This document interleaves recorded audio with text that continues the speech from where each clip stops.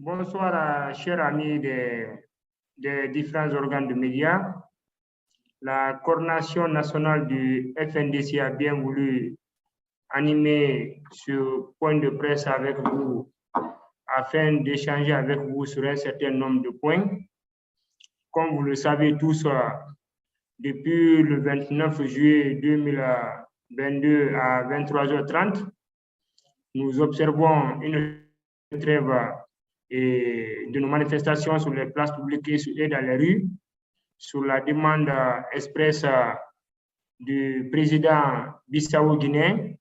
Je parle du président Ambalo, qui est le président de la conférence des chefs d'État de la CEDEAO, qui a contacté la coordination nationale du FNDC et a estimé qu'il fallait l'accorder une période d'une semaine afin de réunir toutes les conditions idoines pour engager les discussions avec les autorités de Conakry. Je parle du CNRD, mais aussi la classe politique et la classe de la société civile, afin que nous puissions ensemble et nous entendre sur le minimum pour conduire cette transition dans l'intérêt exclusif du peuple de Guinée. Cette période moratoire prend fin aujourd'hui à 22h30 et nous avons jugé nécessaire alors d'animer un point de presse avec vous pour discuter de plusieurs questions qui assaillent un peu l'environnement politico-social en Guinée. Donc, sans plus tarder, si vous le permettez, nous allons commencer, je ne sais pas, je vais faire d'abord une présentation d'ensemble de la situation, des questions qui préoccupent et intéressent la coordination du FNDC. À votre tour, si vous avez des questions spécifiques, vous pourrez les poser pour qu'ensemble nous puissions échanger sur l'ensemble de vos préoccupations qui sont les préoccupations de nos concitoyens. Et à lieu de retenir que depuis la chute du régime Alpha Condé, et le FNDC a montré sa bonne foi, une très bonne foi même s'il faut le dire ainsi. Nous avons toujours affiché notre volonté et montré notre disponibilité à accompagner cette transition et dans le cadre de sa réussite totale. Je vous rappelle un fait, nous avons été les tout premiers à dénoncer la présence autour du président de la transition d'une partie toxique qui n'avait pour objectif que de faire dérouter la transition en perpétuant les dérives du régime déchu. Finalement, les faits d'aujourd'hui nous donnent raison et nous avons un président de la transition qui est pris en otage à travers des individus que nous connaissons tous, qui essaient de conduire la transition à leur manière afin de réduire au silence toutes les voix discordantes. Comme vous l'avez tous constaté, les arrestations, les kidnappings et les déportations des citoyens pro-démocratie dans les camps militaires et autres lieux de détention secrets sont devenus le mode de gouvernance institué par la junte au pouvoir en Guinée. Je disais que dans ces pratiques rétrogrades, la junte sans management et inflige des services corporels aux mineurs et à leurs familles jusqu'à mort sans suivre. Vous avez tous suivi à travers les médias guinéens les jeunes qui ont perdu la vie au lendemain de leur libération. Ce sont des traitements inhumains et dégradants. C'est pourquoi au niveau de la coordination nationale du FNDC, nous avons signalé au niveau de la Cour pénale internationale les noms des auteurs de la répression meurtrière, des manifestations pacifiques, des violations des droits humains et le redressement de l'espace civique et politique en Guinée. Et je vous informe qu'au moment où je vous parle, tout le cabinet de Maître William Bourdon est mobilisé à l'instant. Ils sont en train de travailler afin d'engager dès le début de la semaine prochaine d'autres actions contre la junte guinéenne. Comme vous le savez, notre sacerdoce, c'est de ne pas laisser le pays dans les mains d'une minorité de Guinéens qui n'ont ni légitimité, ni légalité et qui ont pour objectif de transformer le colonel légionnaire en un monarque où il est le seul maître à bord. Il faudrait aussi que vous sachiez, et comme on a tous constaté, et ils ont réquisitionné l'armée dans la nuit du 29, parce qu'il ne faudrait pas qu'on se leurre la face, l'armée n'a pas été réquisitionnée le 1er ou le 2. L'armée a été bel et bien réquisitionnée le 29, où on a tous constaté des parades de nos militaires sur la route autoroute Fidel Castro et sur l'autoroute Le Prince. Ces unités étaient composées du groupement d'intervention rapide qu'on appelle GIR, qui sont basés au camp Kwame Nkrumah du kilomètre 36. Nous avons aussi le BATA, qui est le bataillon autonome des troupes aéroportées, dont le commandant de ces deux unités déjà figure sur la liste des 13 personnalités qui, pour le FNDC, sont les cerveaux de cette répression meurtrière. Et à date, comme vous constatez tous, ces unités exercent une expédition punitive et ciblée dans de nombreux quartiers pro-démocratie de Conakry. Ils ont rétréci l'espace civique et bâillonné les droits humains. N'est-ce pas que Doumbouya avait dénoncé toutes ces dérives le 5 septembre 2021, le jour de son push? Plus que ça, il rançonne les commissariats et escadrons mobiles, les familles et les parents des jeunes et citoyens pro-démocratie injustement arrêtés ou kidnappés. Donc, à ce niveau, et vous constatez tous depuis un certain moment que certains quartiers de Conakry, plus principalement, et les quartiers de l'Axe, je parle ici d'Amdallah, de Nyarewada, de Bomboli, de Bambeto, en allant jusqu'à Baïlo-Balia, jusqu'à la cimenterie d'Andubreka, et Doumbouya, dans sa folie démentielle, vaille que vaille, à faire taire toutes les voix discordantes, s'est mis dans une logique à dire il faut que je tue la contestation dans l'œuf pour que je sois le seul et unique maître à bord. Mais c'est aussi très mal connaître la détermination à la fois du FNDC, mais de ses alliés qui sont les entités politiques et syndicales qui sont déterminés. Notre silence face à cette arrogance et à ce dédain ne s'explique que par la simple raison que nous observons une trêve qui prendra sans doute fin aujourd'hui aux alentours de 22h30. Comme vous le savez, nos revendications sont simples que la junte militaire au pouvoir et le gouvernement de transition, parce qu'ils veulent lutter contre la corruption et la gabegie financière. Et le plus simple pour nous, on ne peut pas prétendre moraliser la vie publique si vous-même, vous n'êtes pas un exemple. Comme vous le savez, je n'ai pas à vous dire, à date, la junte n'a pas déclaré encore ses biens, mais le paradoxe à ça, ils engagent tout un bras de fer, toute une action judiciaire contre les personnes qui s'y seraient enrichies illicitement, chose que nous encourageons. Mais il ne faut pas qu'on aille loin. On prend Doumbouya, Mamadi Doumbouya lui-même en personne. Il est détenteur d'un immeuble R+10 du côté de l'hôpital sino-guinéen. Que Doumbouya nous dise que quand il arrivait en Guinée en 2018, où il a pris toute cette recherche pour avoir cet immeuble R+10. Cet immeuble R+10 ne se trouve nulle part. Cet immeuble se trouve en face du terrain de Kakimbo. Et qui nous disent comment il a eu cet immeuble. Et deuxièmement, que Doumbouya nous explique la villa qu'il a construit à Dubreka et qui nous disent comment il a eu cet argent-là. Parce que son salaire dans l'armée guinéenne en tant que colonel, ce n'est que 3 millions et 9 sacs de riz. Que Doumbouya nous dise la villa dans laquelle sa mère se trouve de côté de Cancan. Comment il a eu cet argent pour construire cette villa? Donc, il ne faut pas un peu qu'on se moque de l'intelligence des Guinéens. Nous sommes assez lucides pour savoir un peu si ceux-mêmes qui engagent ces actions au fait de modèle de la vie publique sont entre autres des exemples. Je prends un second exemple, c'est le colonel Bala Samoura. Je vous invite, vous, en tant que journaliste, Rendez-vous à Kountia.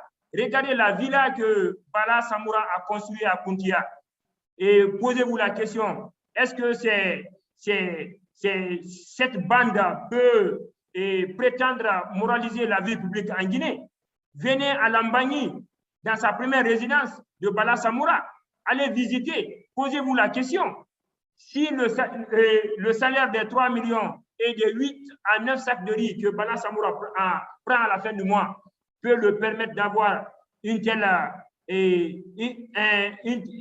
villa et un tel niveau de vie, comptez le nombre de villas que le nombre de véhicules roulants que Bala Samoura détient, comptez le nombre de véhicules roulants que Doumbouya même détient.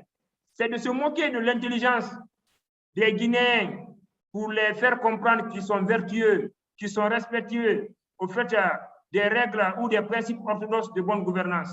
Donc nous estimons que ce travail n'est pas le travail d'une junte. Une junte a pour rôle principal le retour à l'ordre constitutionnel. Et ce travail n'est possible que par les élections. Si Doumbouya ou l'obsession de s'éterniser au pouvoir, le conseil que nous, on peut donner au niveau du FNDC, c'est doter la tenue, de créer un parti politique, de descendre dans les secteurs carrés, quartiers et communes et régions et de mobiliser les Guinéens pour demander leur suffrage. Mais en aucun cas, on ne peut demander le suffrage des Guinéens à travers des lance-roquettes, des PAMAKA, des AK-47 et entre autres. Ce n'est pas du tout possible. Au niveau du FNDC et de ses alliés qui sont les partis politiques et les structures syndicales, nous nous opposerons par la plus grande énergie possible. Après cette phase, il faudrait qu'on puisse comprendre que des gens qui se veulent des personnes vertueuses, jusqu'à date, on n'a pas la liste nominative du CNRD. Et ces mêmes gens nous chantent la moralisation de la vie publique. Comment une nébuleuse qui est encagoulée peut prétendre donner des exemples en termes de moralisation de la vie publique, tandis qu'on ne sait pas à date qui prend des actes officiels au compte du peuple de Guinée. Donc, nous nous sommes dit qu'ils étaient arrivés à un certain niveau où il fallait s'arrêter. On ne pouvait plus continuer dans cette zone où on peut remettre le pays à un groupe de Guinéens dont personne ne peut les identifier. Vouloir même accepter cela, l'histoire risque même de nous condamner tous à une irresponsabilité systématique parce qu'on a laissé faire que des Guinéens qui sont encagoulés. Mais je vais vous dire la franche vérité. Et au moment opportun, le FNDC fera des révélations. Au sein du CNRD, il y a des narcotrafiquants, des personnes qui ont été arrêtées, condamnées et rapatriées du côté des États-Unis. Ils le savent. Donc, ils n'ont pas le courage de se présenter aux yeux du peuple de Guinée. Parce qu'on sera tous surpris comment des individus pareils qui n'ont aucune morale peuvent prétendre un peu diriger ce pays. Nous savons aussi qu'ils ont des opérateurs économiques qui les accompagnent. Donc, ils se disent que si nous présentons une telle liste, on risque de prouver à l'opinion que ces personnes-là nous ont aidés, ces personnes-là nous ont appuyés afin de renverser le régime, certes qui était aussi illégal, de M. Alpha Condé.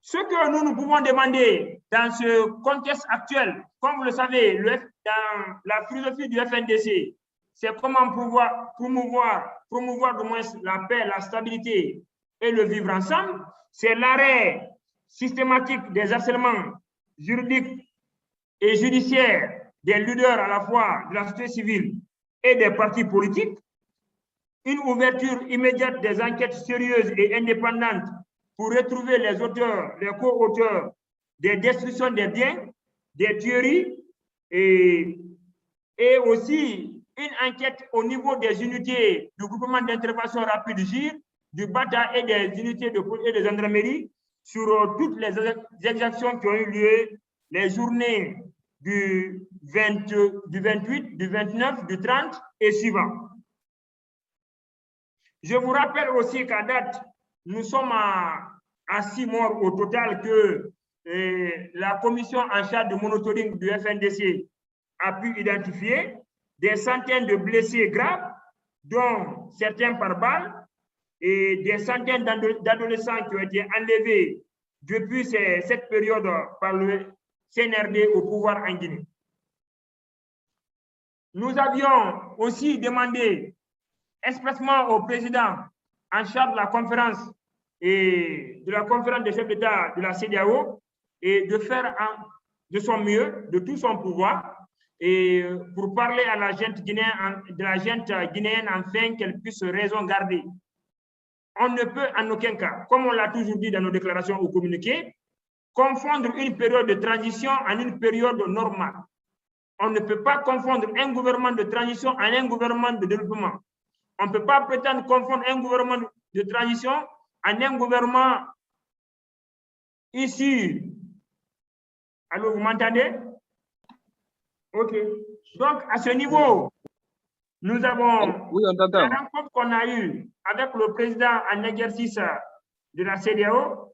Nous l'avons fait comprendre qu'on était soucieux de la réussite de cette transition, qu'on était soucieux de la stabilité du pays, qu'on était soucieux de vivre ensemble. Donc, à ce niveau, le président en exercice de la CEDEAO nous a rassuré qu'il mettra tout son effort à contribution afin de ramener les différentes entités en Guinée à la raison et surtout au dialogue. Donc, nous estimons aujourd'hui, nous prendrons langue avec la CEDEAO pour les demander que la trêve a pris fin et les demander où nous en sommes concrètement avant qu'on ne tire quelconques conséquences en termes stratégiques. S'agissant du secteur minier, nous avons estimé que le moment était opportun pour dire aux investisseurs d'arrêter de collaborer avec la junte au pouvoir. C'est pourquoi nous avons demandé un moratoire. Aujourd'hui, plus qu'hier, il y a une grande possibilité qu'une dictature militaire répressive et corrompue se maintienne au pouvoir en Guinée. Ce risque est de plus en plus perspective. Comme vous le savez, la junte, elle est illégale. Elle est illégitime. Mamadi Doumbouya n'est l'émanation d'aucun Guinéen. Moi, je ne sais pas le Guinéen qui est allé dans les urnes pour mettre le bulletin et intitulé Mamadi Doumbouya. Donc, dès lors, sa présence aux affaires ou l'adhésion du peuple à son orientation stratégique s'articule autour de l'accompagnement, de l'adhésion, du consensus et du dialogue. Dès lors qu'il n'y a pas de consensus, il n'y a pas de dialogue, il y a un mépris, il y a un dédain, dès lors que la majorité des Guinéens ne se reconnaissent pas en lui, il devient à la fois illégal et légitime. C'est pour vous dire, un régime qui est désavoué par le FNDC, désavoué par la classe politique, entre autres, par l'UFDG, par l'UFR, par le RPG, par le modèle, en tout état de cause, voici les principales entités représentatives du pays. Cette entité ne doit ou ne peut plus engager le peuple de Guinée dans les grands contrats miniers où on parle des milliards en dollars ou en euros. C'est pourquoi nous avons dit aux investisseurs et au secteur minier, quiconque prend le risque d'engager des contrats avec la junte militaire au pouvoir dénommée CNRD, et ces engagements sont nuls et sans effet, dans la mesure quand il y aura un régime légitime, un régime légal, ces contrats peuvent être remis en cause au nom de l'intérêt général du peuple guinéen.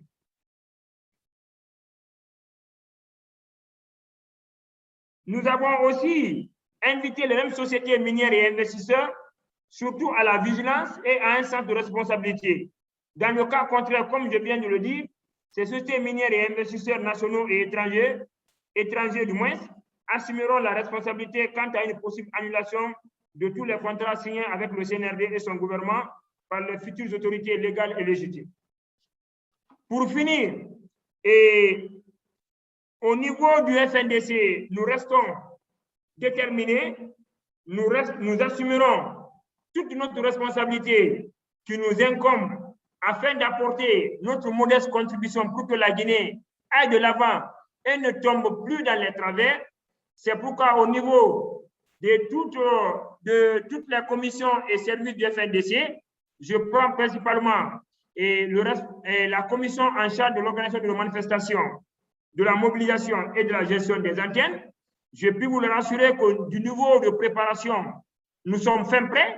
On a aussi adopté nos nouvelles stratégies à la donne actuelle de répression meurtrière, mais aussi d'expédition punitive dans les quartiers pro-démocratie. Dans les heures qui suivent, dès après la trêve, nous allons actionner une série d'actions de façon graduelle afin que nous puissions, de façon pacifique, de façon légale, revendiquer les points qui nous semblent pertinents afin que, à travers la CEDEAO, mais aussi la gente au pouvoir, qu'ils comprennent qu'ils ne peuvent gouverner ou gérer un pays de façon stable, de façon pérenne, que s'ils s'entendent avec toutes les entités représentatives, que ces entités soient politiques ou sociales, à défaut, comme je l'ai tantôt dit sur vos confrères, il ne faut pas qu'on se leurre la face. Il n'y aura ni développement en Guinée, il n'y aura ni paix tant qu'il n'y a pas d'entente entre le CNRD et les différentes forces représentatives du pays. Parce que la paix n'est pas un verbe, la paix n'est pas un adjectif qualificatif, c'est un comportement, c'est des actions qu'il faut mener pour stabiliser le pays.